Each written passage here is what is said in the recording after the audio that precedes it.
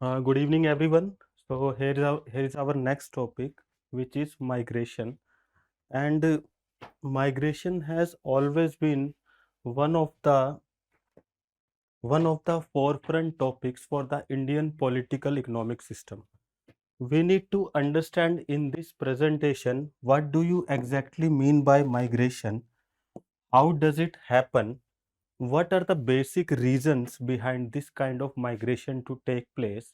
Are there any kind of challenges that has been faced by the migrants or any other community that has been affected by the migration? Then we need to talk about the government initiatives that has been taken to facilitate the process of migration. Then we need to have some kind of a way forward which can ease the people who are migrating, leaving their homes behind, leaving their families behind, and we need to make their life peaceful, to make the society harmonious, and to have overall development of the nation. Is it clear? Okay, so we need to have the meaning of migration. So, International Organization for Migration defines migrant as any person who is moving or who has been moved across an international border. So there can be a international migration or within a state, or there can be a interstate migration, or there can be a migration that is within the state itself, known as the intra-state migration. So according to this, migrant is any person who is moving or has moved across an international border or within a state or across states from his her habitual place of residence. Is it clear? So according to International Organization for Migration, migrant is nothing but a person who has moved. It can be a motion internationally, or he can move between the states, or he can move within a state that has been defined by the organization as the process of migration. All right. Okay, next, moving to the next slide, we need to understand the factors which have been affecting the process of migration, or we can have a look at the those reasons which compel a person to migrate from his or her habitual place of residence. First of all, there has been economic factors, then we have socio-political factors, then we have ecological factors. So we need to discuss them one by one. So this kind of reasons can further be differentiated into push factors, or I can say another one is pull factors. What do you mean by push factors? Suppose there is a region of habitat. This was the initial region of habitat of a migrant or a person, and he moves from this region to a new region for which he becomes the migrant. Clear right now? So whatever factors which develop here are known as push factors, and whatever the factors of attraction, the attraction that enables a person to move, to leave his or her hometown, to get settled into a new state of residence, to get settled into a new economic territory. So these factors are known as pull factors, or I should say the magnet which are enabling the people to move from their hometowns. Is it clear? So push factors are basically those factors compelling a person to move from his initial region, and pull factors are those which have been acting as a magnet to get for a person to get settled into a new region. All right. So in economic factors, we can have both push factors and both pull factors. Similarly, in socio-political, we have same push factors or a pull factor, and the same is the case for ecological factor, push or pull. Now see, generally in the scenario for India, a migration that has been more prominent is rural to urban migration. People have been migrating from a rural area to a urban setting. we need to understand what makes them leave their initial hometown and settle to a urban area. So in economic section we have some kind of push factors. So push factors are basically those kind of disturbances, or I should say those kind of reasons which make him to leave this kind of economic setting. Whatever it can be, like it can be low wages for subsistence, agriculture output which has been dropping. Now we see more than 98% of the land holdings are small and marginal. So productivity obviously is very less, which drastically lowers the disposable income in the hands of farmers. Is it clear? We have very low wages, we have agriculture low productivity, then we have a small size of land holdings, or there can be two other issues like indebtedness. There have been the problem of money lenders which have been high, charging very high interest rates. Then we have pull factors. So obviously a student can imagine what should be the pull factors that are enabling a person to move a urban setting. Whatever it can be, like higher opportunities for employment generation, higher opportunities for employment generation. Look, with urbanization you too have the development of many kinds of industries, whatever it is, like primary, secondary or the tertiary. There have been a very crucial development for the services sector. We have many people engaged in transportation, banking, insurance, these kind of services sector. So these have been acting as a economic magnet for the people to migrate.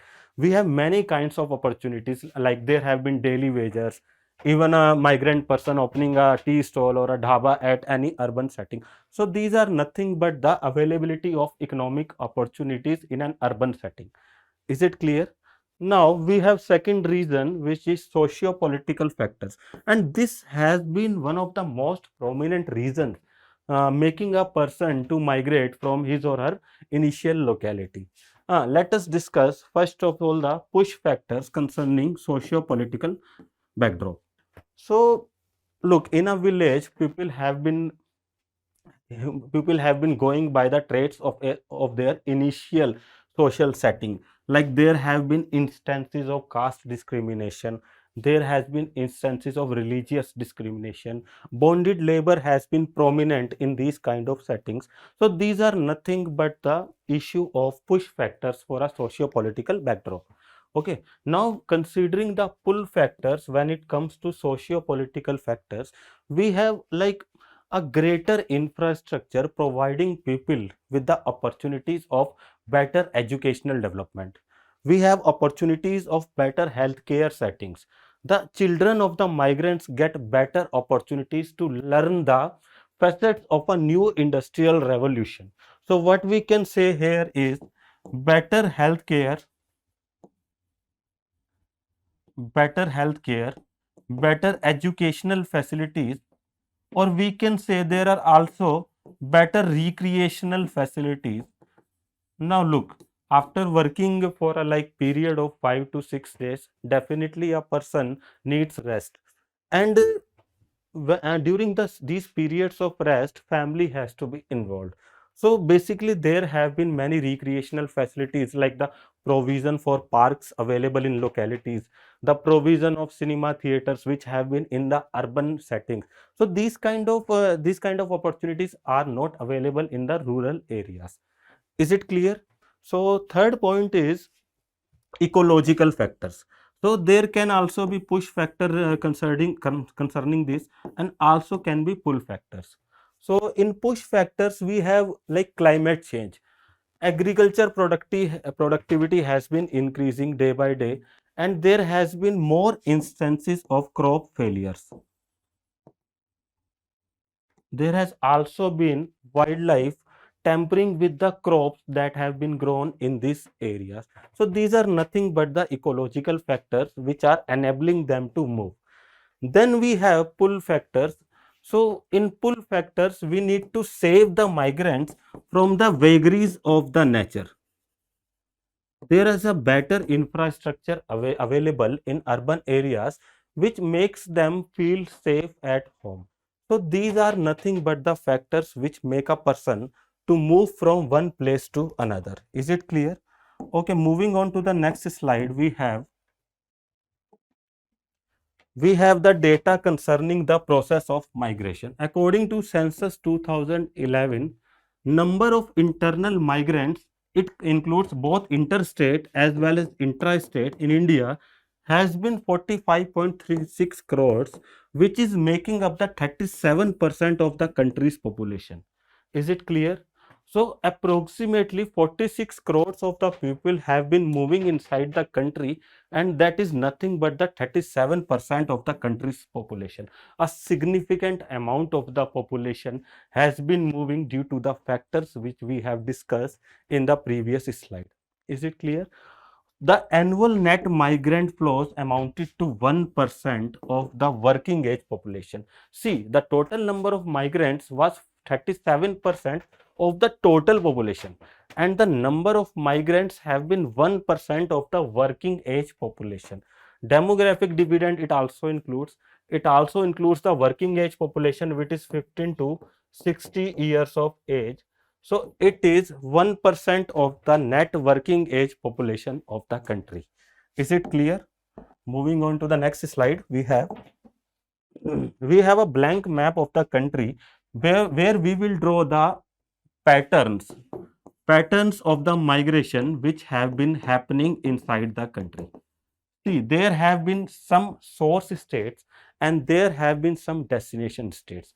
Migration generally occurs from this area, Uttar Pradesh, Bihar, Jharkhand, and these have been to destination states like Gujarat, Maharashtra, then we have Tamil Nadu, Kerala. So these have been the destination states.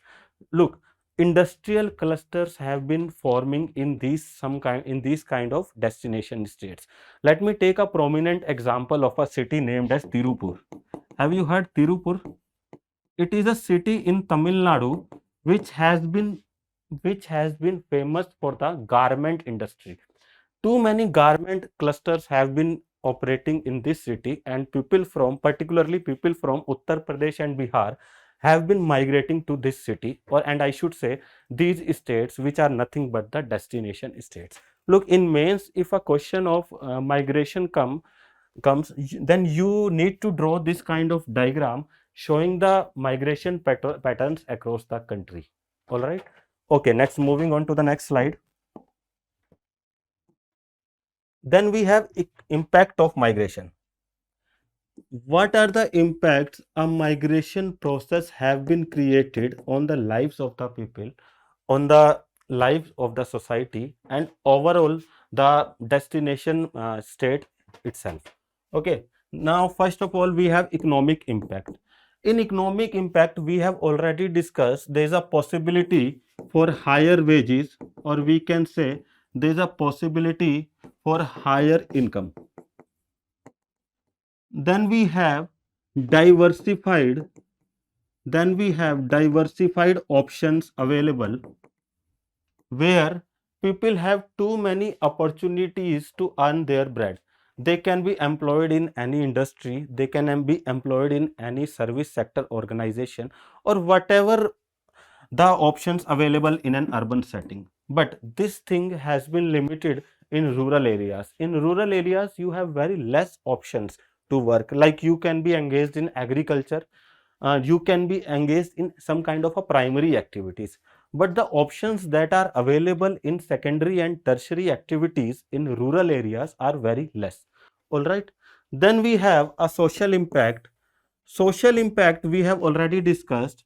There have been better healthcare, better education, and better recreational facilities. Now look, this has been the positive aspect of the migration, but every coin has two faces. There are some of the negative impacts of the migration too. Like, if we consider about the economic impact, we have seen many kinds of instances where, like, domestic workers have been entrapped, they have been working without salary, we are seeing many kinds of instances on social media where the domestic workers were facing too many troubles with their landlords, or I should say with their employer. All right. Similarly, in social impact, there have been a ghettoization of the working population. You see, they are generally based on the outskirts of a city. Suppose this is the core center. Here, obviously, the cost of living would be very high if we consider Delhi as an example, and main areas of the Delhi like South Delhi, Central Delhi, Northwest Delhi. So, cost of living in these areas is very high. So, people generally tend to prefer to locate in areas like Shahadra or Greater Noida, Ghaziabad. So, these kind of areas provide better opportunities with a reasonable cost of living. So, what we see in these outskirts, there has been a ghettoization. People of a particular community, people of a particular religion, people of a particular caste, people of a particular creed tend to live among themselves. They want to have a feeling of brotherhood with their own caste, creed, or religion. But if we see it from a macro perspective, this creates feeling of xenophobia, or I should say fear of the outside races or religion. Look, this is very prominent. Few days back, a video was made viral in which a Tamil Nadu legislature said some things about the migrants from UP and Bihar, and it created a havoc in the country. So we need to look at these kind of impacts of migration too. All right. Next, we have a political impact. Political impact is nothing but the huge number of migrants which change the political landscape of the destination region. Too many legislatures try to woo the new migrants to, to belong to their political ideology. It creates a significant difference on the political landscape of the destination region. Is it clear? So, we have discussed economic impact, social impact, and the political impact too. Now, we need to discuss on the impact of urban infrastructure. Look, urban infrastructure involves schools, colleges, hospitals, and other any kind of other infrastructure. Obviously, there have been less opportunities for the people to avail to these kind of services. So whenever migrants enter these cities, they create a pressure on this already crumbled infrastructure. So we need to put more resources into the development of these kind of urban activities. Is it clear? So moving on to the next slide, we have significance of migration and migrants. We have discussed the impact and the reasons. Now we need to discuss the significance of the migration and the migrants. So first significance, we have labor demand and supply. This is one of the most important reasons for the migration to happen.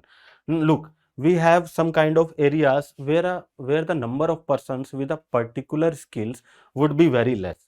Suppose we need some kind of electricians, and their number in any region is very less. So obviously we need to have people with electrician skills to be available in those regions. What we will do, we will provide some kind of incentives to them so that they can relocate to these kind of new areas. All right. Next, we have skill development. It is also one of the foremost reasons for the migration to take place, and it is also one of the more foremost significance. Skill development includes capturing of new skills by the migrants. They can learn a new skill in the destination region, and they can apply these kind of skills in their native region, so that the overall development of both the source and the destination state can take place. Next, we have quality of life, which we have already discussed by the way of new healthcare facilities, new urban infrastructure, new kind of schools, new quality of schools. So this will do nothing but increase the quality of life of the migrants. Then we have economic remittances. According to World Bank report, India has been the highest receiver of the economic remittances from outside the world. but here we are talking about the internal migration. So people who have been working in other states obviously send money to their family in their native states, and this will provide their family back in their hometown with the new opportunities to develop themselves. Is it clear? Similarly, we have social remittances. Whenever people migrate from rural to urban area, they learn new lifestyles, like they learn how to live a comfortable life, they learn how to develop new skill. They are very like apprehensive of the discrimination they have faced in their initial localities. So these do nothing but develop a person socially, which is not possible without the migration to take place. Is it clear? Moving on to the next slide, we have challenges related to migration. Challenges related to migration. So these are the challenges. So we have a popular quote like grass is never greener on the other side. So we have the challenges for migration too. So first one is issues faced by marginalized sections. So by marginalized we mean the people of the lower strata of the society, a particular minority religion, or particularly the women section of the society. They have been facing many issues whenever it comes to migration. They are not getting better accommodation facilities. They are not getting better accommodation facilities. Their wages their wages are very less, or there has been instances of what you say bonded labor. These are nothing but the issues faced by the marginalized sections. There have been instances of informal jobs too, without any written contract, without any social security. So these are nothing but challenges when it comes to marginalized sections. Then we have social and psychological factors. In society, they are always been excluded from the mainstream. We have too many instances or too many videos circulating around the internet showing a particular kind of discrimination faced by the people of North India, particularly in South India. So these things create nothing but develop a tendency of parochialism inside the country. So these kind of things should be nipped in the bud. Then we have a psychological factors where there is a fear inside the migrant community of the people originally living in the destination state. So whatever these kind of things are happening, they do nothing but discourage the phenomena of migration. Is it clear? Then we have exclusion from political rights and social benefits. Exclusion from political rights. What do you mean by political rights? Its foremost thing is right to vote. When you don't have the right to vote, you cannot question your legislature for the services he has been doing for his or her constituency. So you don't have any right to vote. A person belonging from Bihar working in Tamil Nadu obviously would not have the right to vote in Tamil Nadu. Then we have exclusion from social benefits, which is nothing but things like ration from the fair price shops, government education, government health care. So these are basically not available to the migrant citizens. So it creates a lot of difficulty into the lives of these kind of migrants, and they obviously deter them to migrate to a new place. All right. Next, moving on to the next slide, we have way forward. What should be done? What should be done to ease the process of migration?